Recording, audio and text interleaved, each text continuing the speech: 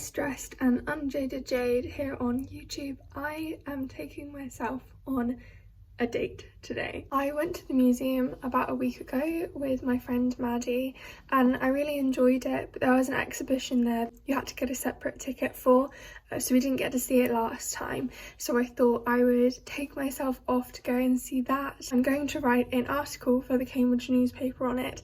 That will be in the description below once it has been published. The exhibition is on Touch and I'm just really interested to see it.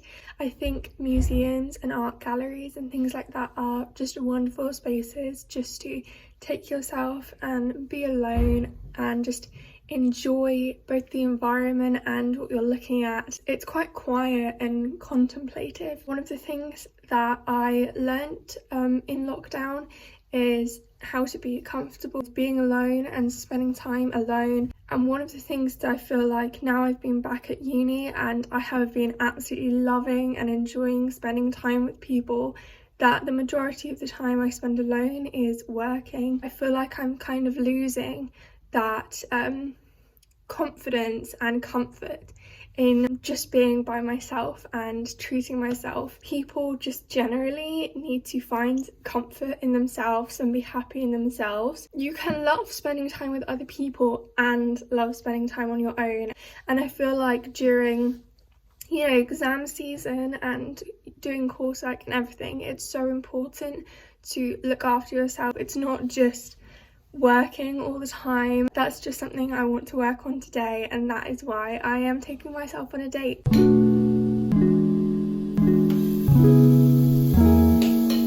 I started off the day with a special breakfast, my first time making these pancakes, and they're naturally purple due to the berries in them.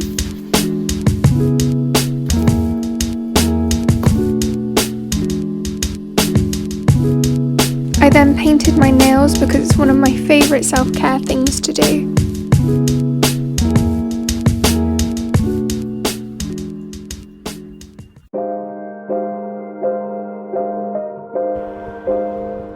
It was a very odd sensation looking at this exhibition that was all about intimacy and touching and people coming together when I was alone. It took me a little while to get past that, but I thought the range of all of the different art that was on show was really interesting, as was all of the different ways touch was thought and spoken about. My entrance to the Fitz was also entirely free, so dates do not have to be expensive to be fun. It's all about what you like and what you want to do without having to wait for other people to do it with you. We have to stop letting life just pass us by while we're waiting for others and just be present and happy and engaged in moments to find comfort in our own solitude.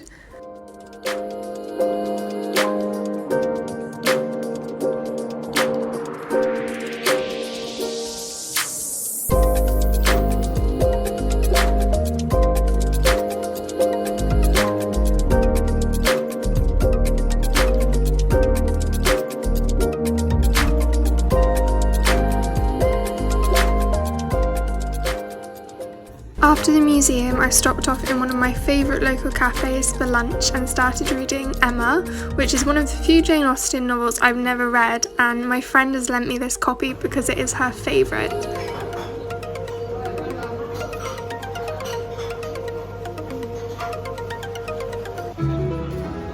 My boyfriend and I are long distance and he was so lovely and sent me some money to buy myself some flowers. When I've had a really tough week, I find that beautiful things like flowers that will lighten up my room in turn brighten up my mood.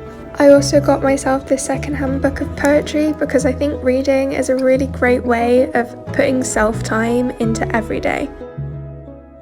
I sadly now have a supervision and other uni work that I need to get done, so I'm going to have to stop my self-date here, but I've had such an amazing morning and honestly I'm so grateful that I did this today. I'm so glad. During this past year of university I've been working on not letting things like my anxiety or my chronic pain condition get in the way of living my life fully. I've been having quite a hard time with it this term and have very much felt like I was being controlled or contained by them. I think we all have these things that are barriers to being fully content with ourselves. Being alone has such negative connotations in our society, and I don't think it should. The one constant in our lives is ourselves, so if we're not happy with that, it's going to be very hard for us to be happy with other things. I live in such an amazing city at the moment. Cambridge is beautiful and has so many opportunities. It's really hard to engage with things and go out and do things. It always feels like,